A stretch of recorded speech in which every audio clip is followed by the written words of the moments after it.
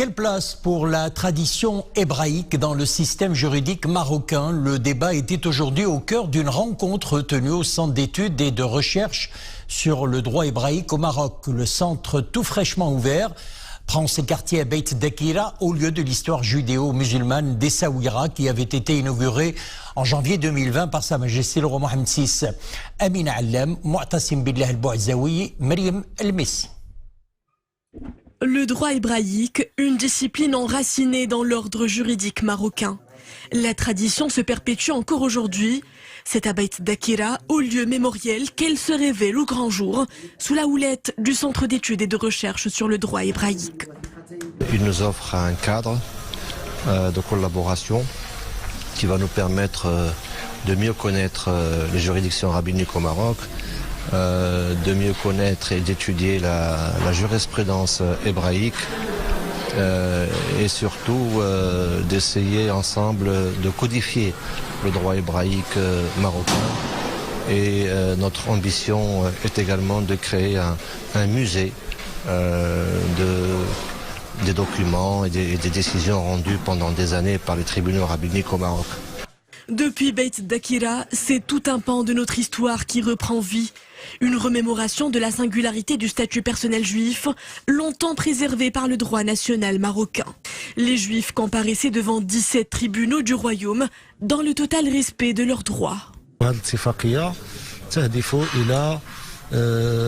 La signature de ce mémorandum ouvrira la voie à la naissance de projets communs.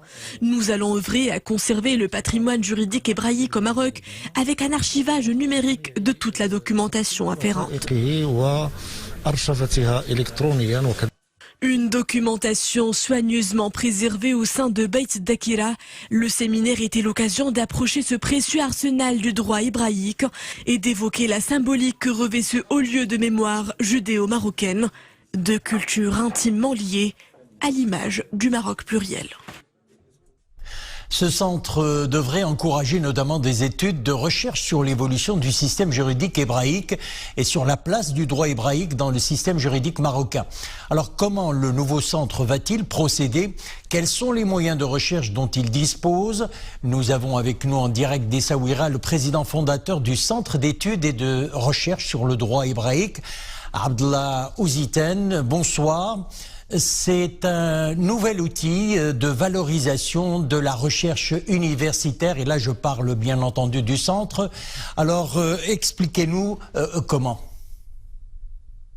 Bonsoir. Tout d'abord, permettez-moi de rappeler que le Centre d'études et de recherche sur le droit hébraïque au Maroc est né à Beit Dakira, à la Maison de la Mémoire à Essaouira, en février 2018. Et le Centre d'études et de recherche sur le droit hébraïque compte déjà 6 séminaires de travaux scientifiques avec des experts internationaux et bien évidemment nationaux, des chercheurs, des universitaires et qui sont spécialisés en droit hébraïque, mais aussi en ce qui concerne des sujets et des questions qui relèvent de l'ordre des mutations des normativités dans l'espace méditerranéen. Et les objectifs, parmi en tout cas les objectifs que le Centre d'études et de recherche s'est fixé, c'est bien évidemment la valorisation de la mémoire coutumière et institutionnelle du droit hébraïque au Maroc, mais également lancer des études sur la porosité du droit hébraïque et du droit musulman. Vous avez parlé tout à l'heure effectivement de la recherche qui est au cœur de notre démarche. Nous avions signé ce matin une convention de partenariat avec le ministère de la Justice, une opportunité historique, bien évidemment, qui porte haut et fort cette voie de la sagesse du Maroc qui a pour objectif la préservation et l'illumination de ce patrimoine inestimable qui est celui du droit hébraïque. Nous avions également procédé il y a quelques semaines à la signature d'une convention avec plusieurs universités internationales, notamment l'Université de Bordeaux, avec toutes ses composantes, droit, sciences politiques, économie, gestion, sociologie, sciences humaines et anthropologie. Et nous avions également signé une convention avec l'Université de Rabat, Mohamed V, avec l'Université internationale de Rabat. Et comme phase 2, nous allons procéder d'ici, si tout va bien, fin juin, début juillet, la signature avec des universités américaines, notamment Berkeley, UCLA, Connecticut et New York. Alors, et donc toutes ces dynamiques montrent bien. Alors justement, vous venez de citer les partenariats que vous nouez avec des universités marocaines ou étrangères. Vous êtes vous-même, je le précise, professeur universitaire à Bordeaux en France. Le centre d'études est installé au sein de Beit Dakira et Essaouira pour un projet d'envergure de préservation de la mémoire juive, projet qui bénéficie de la haute sollicitude de Sa Majesté le roi Mohammed VI. Alors comment sont perçus au plan mondial ces signaux forts de symboles? Tout à fait. Sa Majesté le roi Mohammed VI, Amir al-Mouminin, nous a gratifié de sa visite royale qui porte haut et fort et qui scelle cette forte impulsion donnée à la préservation et à la promotion du patrimoine judaïo-marocain. Et vous savez, dans ces circonstances extrêmement difficiles, toutes les mutations que le monde connaît et ces difficultés que le monde traverse, le Maroc a choisi la voie de la sagesse. Le Maroc a choisi, sous la conduite de Sa Majesté, la voie de la responsabilité et de la lucidité.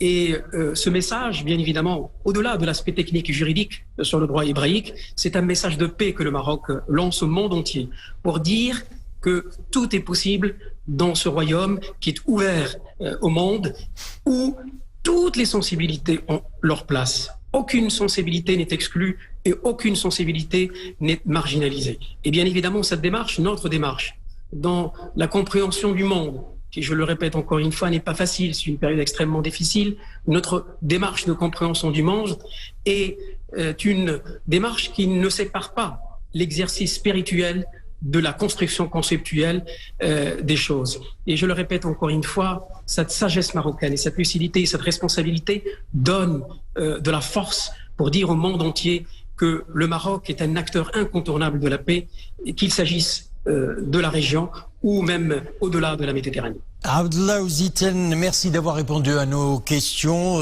Je rappelle que vous êtes président fondateur du Centre d'études et de recherche sur le droit hébraïque à Essaouira. À présent, le cumul des vaccins